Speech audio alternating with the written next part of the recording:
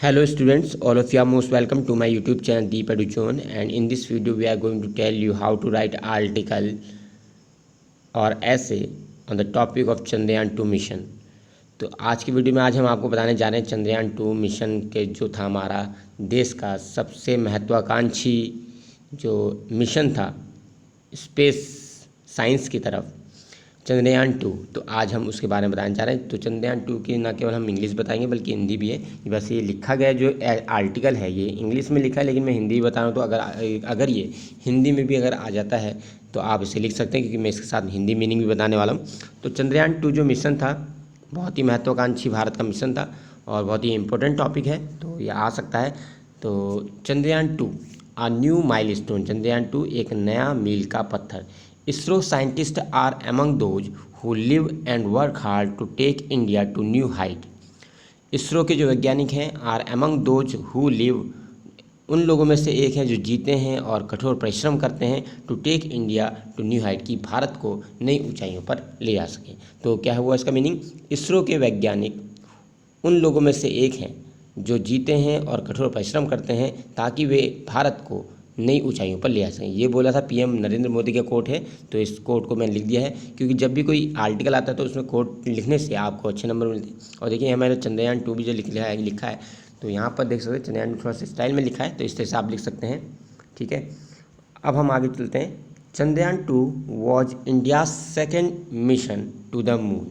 तो चंद्रयान 2 जो मिशन था इंडिया का दूसरा मिशन था चांद की तरफ को। It was a follow up mission, ये एक फॉलो अप मिशन था जो चंद्रयान 1 के मिशन के बाद किया गया था।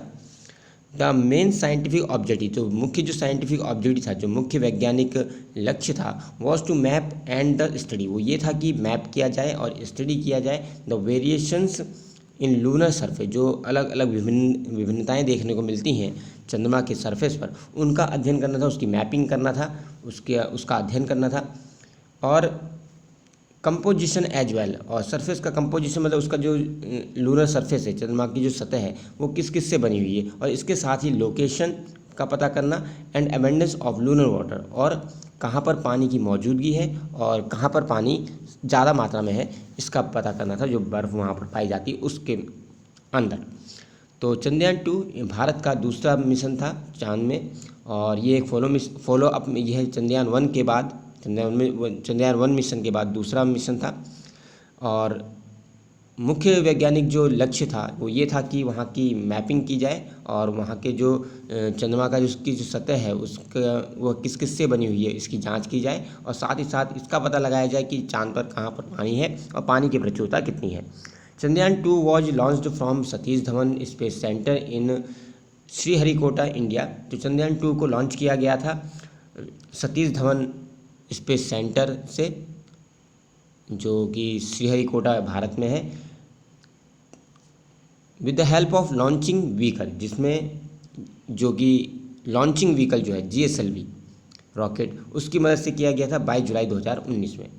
तो चंद्रयान 2 को लॉन्च किया गया था, को भेजा गया था सतीश धवन अंतरिक्ष केंद्र से श्रीहरिकोटा भारत से, किसकी मदद से? GSLV की मदद से 22 जुलाई 1919 को। एक टूक एन ऑर्बिटर, तो यह अपने साथ एक ऑर्बिटर ले गया था, एक लैंडर ले गया था और एक रोवर ले गया था।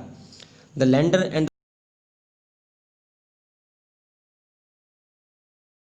किया गया था, इस तरह तैयार किया गया था to land on the near side, की ये क्या करें, लैंड करेंगे जो मून के जो साउथ पोल है, साउथ पोलर जो रीजन है, साउथ पोल जो क्षेत्र है, वहाँ पर वो 6 सितंबर 2019 को लैंड करेंगे। इस हिसाब से इसको डिजाइन किया गया था, इस तरीके से शेड्यूल किया गया था, तैयार किया गया था। लैंडर और रोवर को इस तरह से शेड्यूल किया गया था, इस तरह से तैयार किया गया था कि वे 6 सितंबर 2019 को जो दक्षिणी ध्रुवीय क्षेत्र है चंद्रमा का, उसके आसपास वहाँ पर उसे लैंड करना था, उतरना था वहाँ पर। द नेम चंद्रयान मिशन, तो जो ये नाम है Chandrayaan mission means moon craft, इसका मतलब मून क्राफ्ट होता है is in Sanskrit and Hindi, Sanskrit और हिंदी में। तो चंद्रयान जो शब्द है ये संस्कृत का और हिंदी का शब्द है, जिसका जो मतलब है मून क्राफ्ट होता है। Chandrayaan 2 reached lunar orbit, Chandrayaan 2 चंद्रमा की कक्षा में 19 अगस्त को पहुंचा था।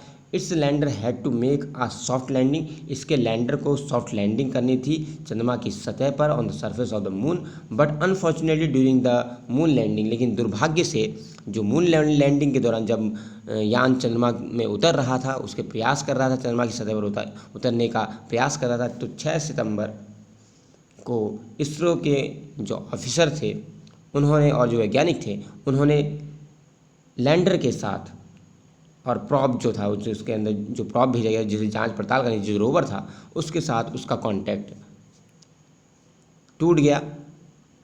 बिल्कुल 1.3 माइल्स 2.1 किलोमीटर अबव, लगभग 2.1 किलोमीटर की दूरी पर जब वो थोड़ा सा दूर रह गया था, तब जो भारत के जो ऑफिसर्स थे स्पेस सेंटर के, अंतरिक्ष केंद्र के और वैज्ञानिकों का जो संपर्क था और संपर्क जो लैंडर से था वो टूट गया।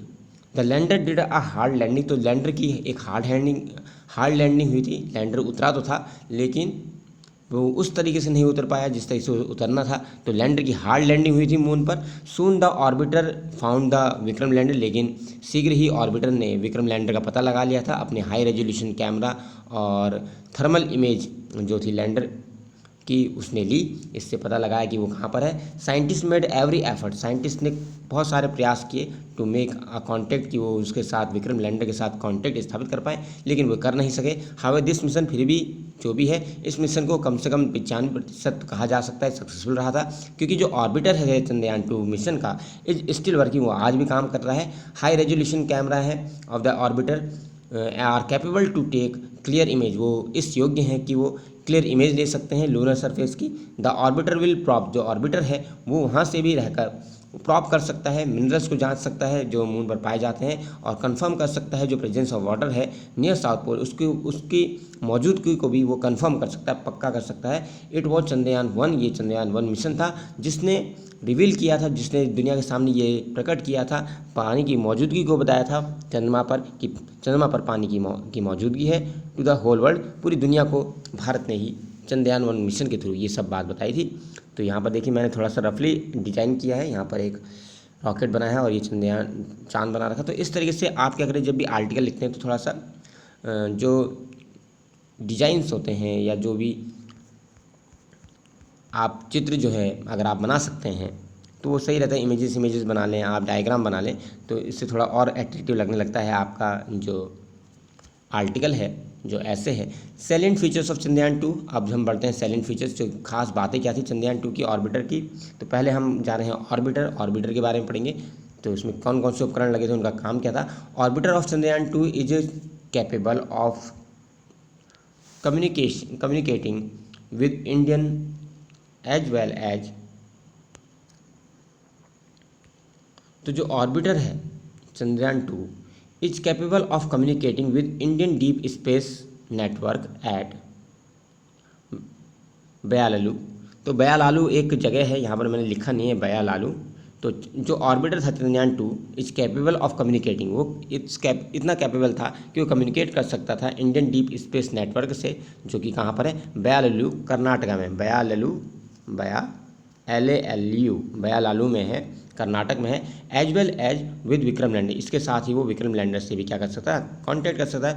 The life span of orbiter, जो ऑर्बिटर का जो जीवन है और जो ऑर्बिटर है वो कम से कम इज एस्टिमेट, उसकी एस्टिमेट की गई है लगभग 7 साल तक वो बिना रुके हुए काम कर सकता है। And it has still so much fuel left, और इसमें अभी भी इतना ईंधन बचा हुआ है दैट इट कैन रन, कि ये रन कर सकता है।